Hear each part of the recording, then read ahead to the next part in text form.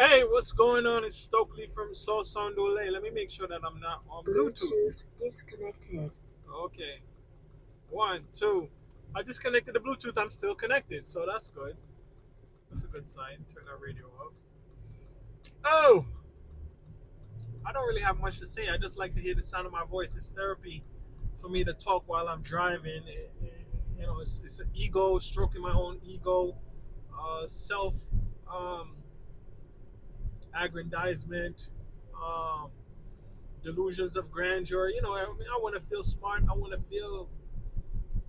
feel like somebody's listening, but I actually don't want anybody to listen at the same time. Nobody that I know, really. I'm really not sharing the existence of my podcast because it's therapy for me. I'm talking to myself and I'm talking to strangers. That's the fun thing.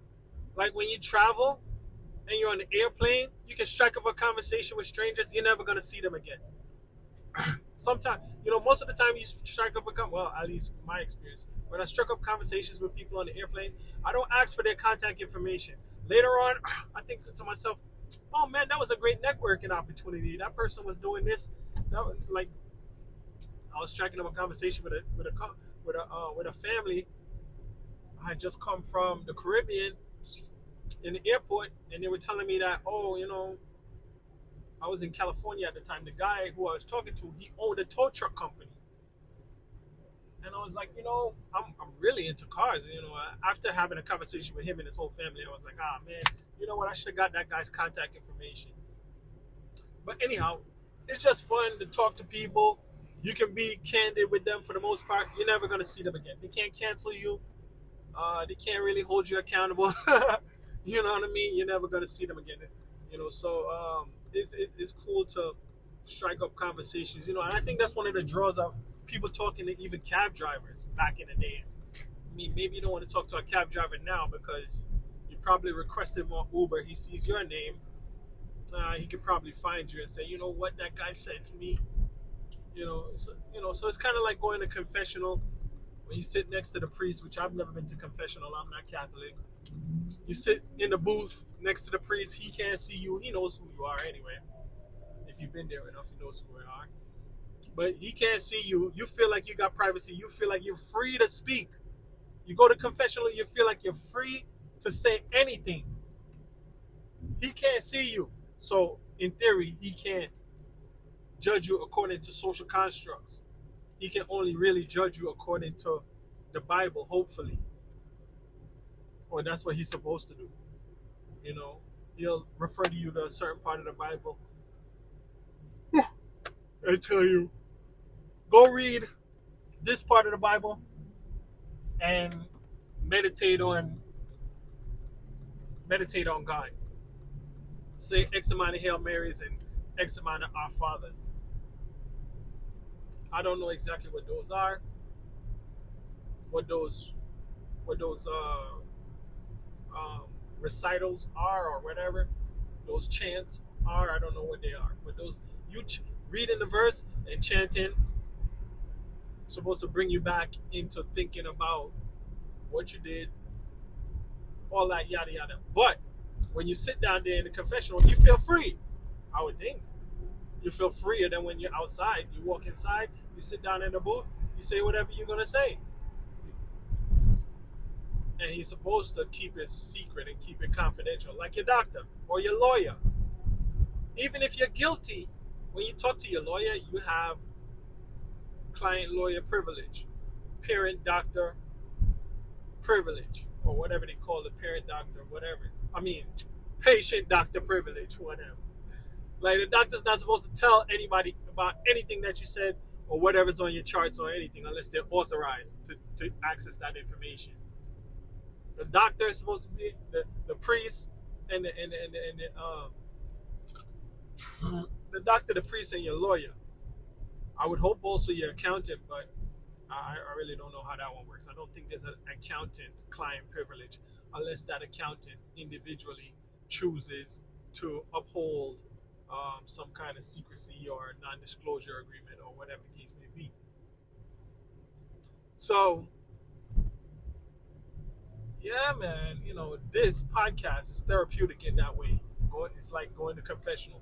It's like talking to a lawyer, which I can't, which is expensive, or talking to a doctor, which is just as much expensive. Because most doctor visits, I don't think last more than 25 minutes. You know what I mean? The doctor's not there wasting, spending a whole bunch of time with you. He's trying to maximize his profits and get you out of that office as soon as possible. Get in, get out, collect the money, put in the invoice. In, out, collect the invoice.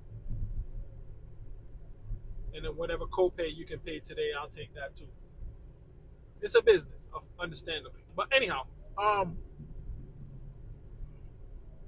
was indulging in some ghetto low vibration information today, some entertainment. I don't exactly recall for what reason, but I have a little bit of a fascination with. There's a rapper called Casanova Two Times, right? So I just found out some more information about him. But one of the things that impressed me about his gang association is they had a minister of education. Their gang had a minister of education. Now, the unfortunate thing with a gang is you're choosing and you're selecting and you're drawing from the lowest denominator of society. The children that are abandoned, the children with PTSD, the children that have been abused, the children in group homes, the children in foster care, and the men and women that grew up in those situations. Surprisingly, strangely enough, Casanova had has a mother who allegedly is of means. She's not poor, she has money. And a father who was present throughout his whole life, apparently. His father passed away maybe a few years ago. But by the time his father passed away, Casanova was always already in his 30s. Matter of fact, Casanova was in prison when his father passed away. So his father only passed away maybe 3 or 4 years ago from this date. So he had a father, he had a mother that had means. He chose selectively, according to this, this YouTuber documentary that I just heard. He chose selectively to drop out of school at 8th grade, and just become a criminal and not do anything and just beat up people and rob people and do all kind of bad, terrible things to people. Now, if you look at Mike Tyson has a brother who is a doctor. Mike Tyson had options, even though he grew up in Brownsville, right? Now, Casanova Two Times, strangely enough, came from, I don't know if it was a two-parent household, but he did have a mother and a father figure. And he chose to be a criminal. Chose. He wasn't forced. It wasn't whatever. He chose to get involved in that. But now when you look at his content, now when you see what he posts online, he's become very positive. Now, that is probably a multitude of reasons. It's probably going back to his formative years of having access to education, having access to parents who provided guidance. And he's realizing that he chose the wrong path because it was pleasurable to him. Just like the guy named Ash Cash I spoke about before. I met Ash Cash before. Ash Cash is from East New York, which is an area that I used to live in also. Ash Cash talked about carrying guns and losing his virginity at a young age and all these other stuff, and he says it as if it was something rough or hard. And what I explain to some people sometimes is the ghetto is fun. The ghetto is fun. It's not as tragic as they like to see it, but when someone wants to manipulate you, they tell you that, oh, it was hard, it was rough, all that, yeah, blah, blah, blah, blah, blah, blah, whatever. Listen, man, I had to scrounge up coins to take the bus sometimes. The bus driver was cool with me, actually. I was so cool with the bus driver, I could have got on the bus for free many times. Sometimes he saw me paying with coins, and he said, don't worry about it. I still paid with coins because pride. because of my pride, I can't, whatever the case may be. So listen, man, there's a lot of beautiful and wonderful things happening in the ghetto. And the so-called ghetto has a lot of beautiful things to it. Going to Wingate, going to um, going to the pool, the public pool, going to, the summer program, going to Big Apple, going to PAL, going to the library. I mean, there's so many institutions available in New York City to avail yourself to even get out of any kind of bad activity. It's crazy, but hey, it is what it is, man. But you know, somebody's gonna put. At least that's the New York City experience. I don't know about places like Mississippi, Alabama, um, what was some Memphis, Tennessee, and all those places where maybe they don't have these systems available. A lot of people get out of trouble through sports by staying active in sports, even if they're not doing academics and the summer programs and the camps and the summer youth employment and availing themselves of all the services, then they get involved in sports. So there's a lot of ways to stay out of trouble. But anyway, Casanova 2 times chose to be a criminal, right? Now he's reflecting and realizing there's no loyalty in the gang situation. Also, him renouncing his gang caused a person to take it upon their own self to try to what they would call violate him, which is basically punish him for leaving the gang, because the gang affiliation, similar to mafia, I guess, affiliation, requires some level of obedience, secrecy, and fear of um, fear of correction, fear of discipline. Like we fear that God is going to punish us. Well, I fear that God is going to punish me, or we fear the government is going to punish me. These fringe, criminal, shadow, black market, whatever organizations also have consequences that they hold over the members' heads in order to get them to conform to the edicts and the laws of that subculture.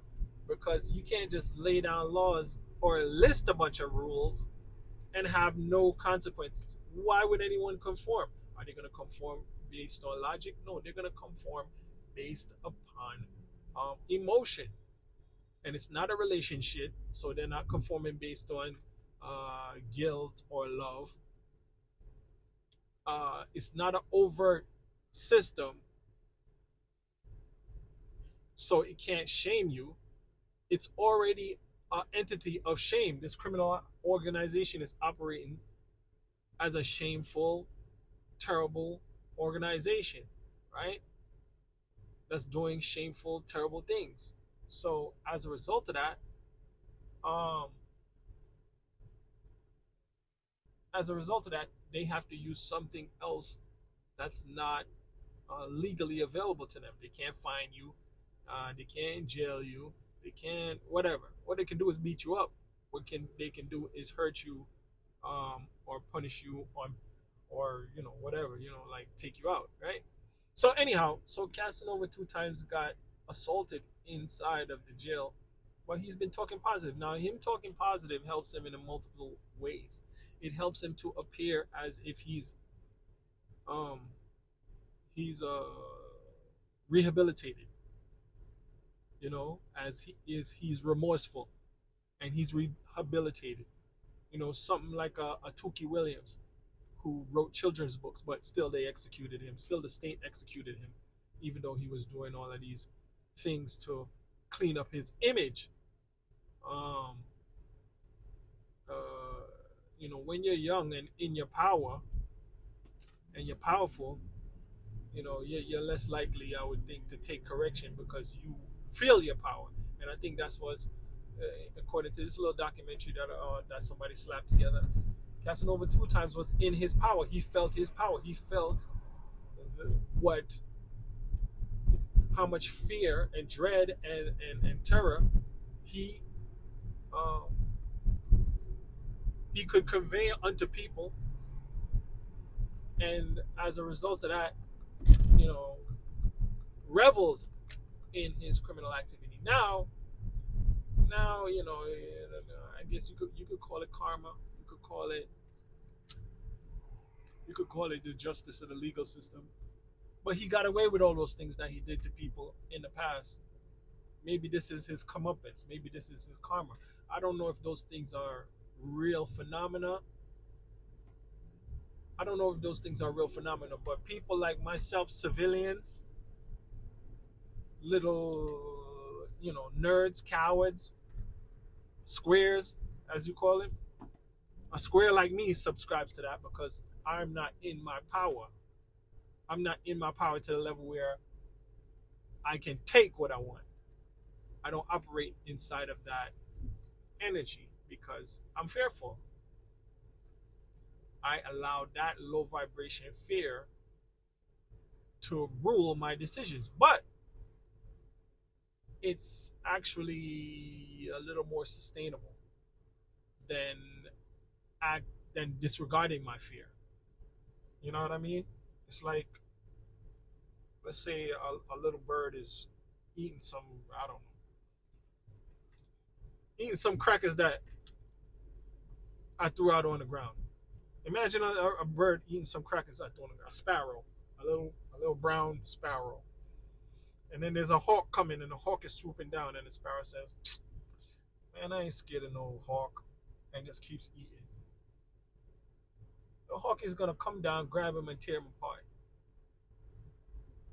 Make short work of that sparrow. Now, if the sparrow is fearful, the sparrow is gonna duck and take cover and you know make itself scarce, even at the sight of the hawk, without the hawk even approaching, just at the presence of the hawk. Now, would you say that sparrow is a coward, or that sparrow is being cautious? You know what I mean? Uh, Now, that sparrow has probably never seen anybody attacked by a hawk before, but that sparrow is gonna live longer than the one that said, "I ain't worried about no hawk." But in the social construct that we live in, we have we're coming from a anyhow. I'm going off on tangent. I'm being weird. We're coming from a environment where we want to develop, um, and I'm not against this necessarily. We want to develop strong men in order to fight in our military. We want guys to go on the front lines, put their life on the line, and take the bullet in the face, and keep marching on, and jump on a grenade and save his friends, and take that hill, and then take that beach, and stand tall in the line of fire. You know what I mean? Stand tall in the line of fire. Yeah, yeah, yeah. Don't jump out of the trench. Jump out of the trench and gain ground. I mean, yeah, that's what we want. That's what we want. That's what we want. We want you to make that sacrifice. And in order to get you to easily adopt and embrace that philosophy, we can't raise and cultivate and nurture and develop men who retreat from danger. We want them to run into the burning building. We want them to engage the enemy.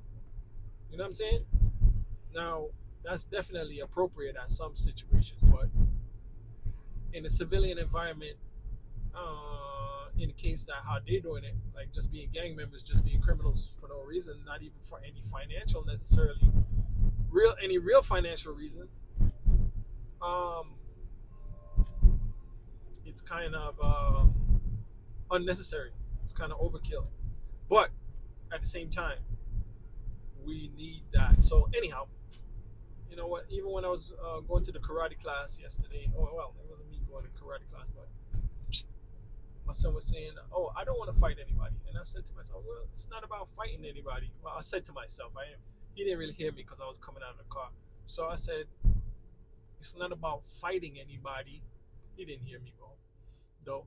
Um, it's not about fighting anybody. It's about having the ability You know what I mean? To have that in your pocket. You know what I mean?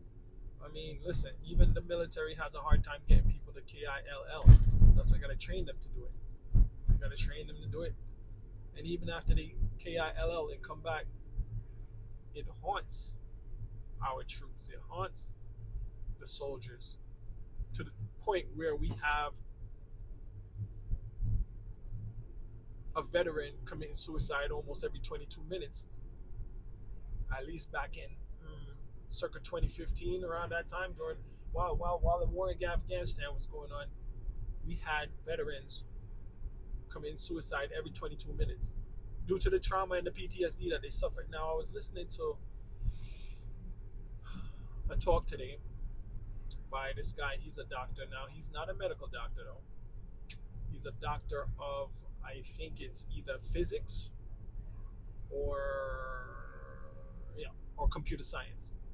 I think he has a PhD in physics or computer science. But in his own leisure time, he has taken it upon himself to study medicine and to develop software that can analyze medicines. So he's pretty smart, or he spends his time gaining knowledge on how to help and solve things and stuff like that. So what this doctor said was that one person with PTSD affects 100 people. I don't know this to be true, but that's strange. That's interesting. That is interesting. So that shows you that PTSD is a contagion. It shows you that the trauma is a contagion. Look at Finesse 2 times. Now, we don't know exactly why he chose to do crime. It's fun. It's fun to feel in his power when he oppresses people, when he puts the gun on people, when he beats up people, and all that stuff. So he enjoyed it, right? So, not Finesse 2 times, Casanova 2 times. Finesse 2 times is not in jail. Casanova 2 times is.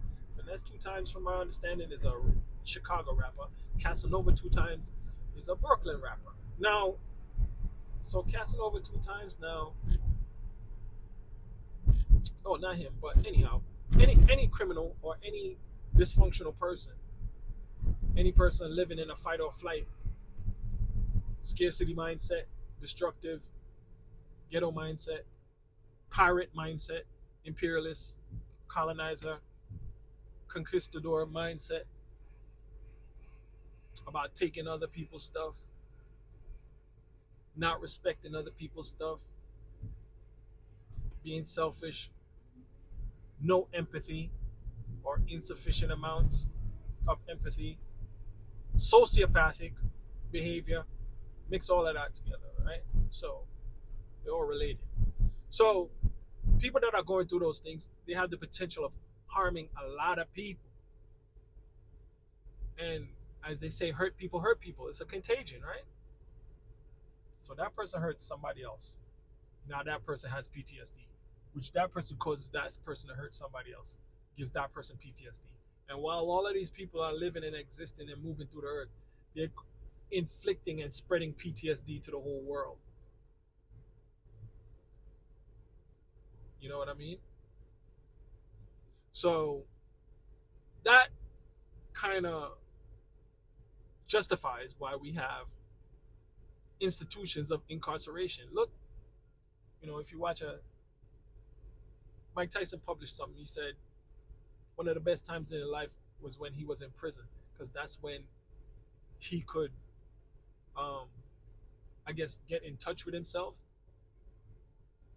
He didn't have all the noise in his head from other people around him, trying to pull him here, pull him there, influence him in this way, influence him in that way. He was there with his thoughts, so on and so on and so forth. But look, they got a guy, I don't remember what his name was, but there's multiple gurus from way back in the thousands of years ago. They go up in the mountains, they go up in a cave. Look, Moses went up into the mountain more than one time, like 3 times. One time he went and saw the burning bush. First time he went, he got the 10 Commandments. Second time he had to go back and get some more tablets. I think so. I'm not sure. I think he went up twice to get the tablets, but I don't remember. But he probably went up into the mountains a few times to meditate or to get in contact with himself or get away from the people, get away from the noise, get away from the distractions, stay away from people. He went up there, stay away from their PTSD, stay away from their fallibilities. He got enough already on his own. So let him get in touch with himself and get in tune with himself and figure out what's going on. So anyhow, man, listen, man, like I said, stay away from people. Just like this doctor, I won't give his name because he's kind of political, so I won't really give his name. Maybe I've spoken about him before, but this doctor now, one person with PTSD can harm 100 people. I've encountered people, that are a pariah. Everywhere they go, they're the common denominator regarding trouble, disorder, so and so and so on and so on and so forth. Now, they may not see it in themselves because, according to this doctor, their mitochondria ain't working right, so they can't process. What is it said? They can't process. Not dopamine. What's the serotonin? In order to combat their um. In order to combat their uh cortisol, their stress hormone. So they're always in a stress mode. So they're always in a scarcity mindset. They're always like a little rat. They're always finding problems. In the case of Finesse or Casanova 2 times, every time I say Finesse 2 times, I mean Casanova 2 times. Finesse 2 times, I don't know anything about. I didn't read anything about him. I don't know anything about his music. He's free. I'm talking about Casanova 2 times. Casanova 2 times is the guy who has rehabilitated himself, or is giving a persona and a public relations face of being rehabilitated. Anyhow, I'm at my destination right now, man. Stay away from people, man. One person with PTSD can hurt 100 people. You heard?